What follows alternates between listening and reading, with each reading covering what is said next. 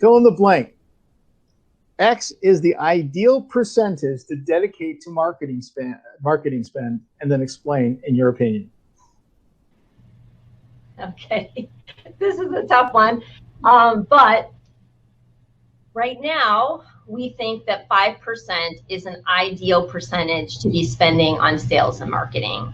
And the reason why it's a little on the lower end right now is we've had to make some really significant shifts in how we sell and market given what has happened over the past year with COVID.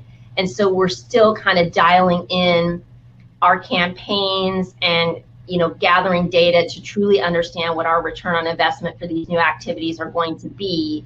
But obviously, once we have a lot more information about what we can expect from a return perspective, we would absolutely increase spend to the extent that we can hit a particular sales goal. But we're kind of ramping it up while we're in the learning phase, because we don't want to be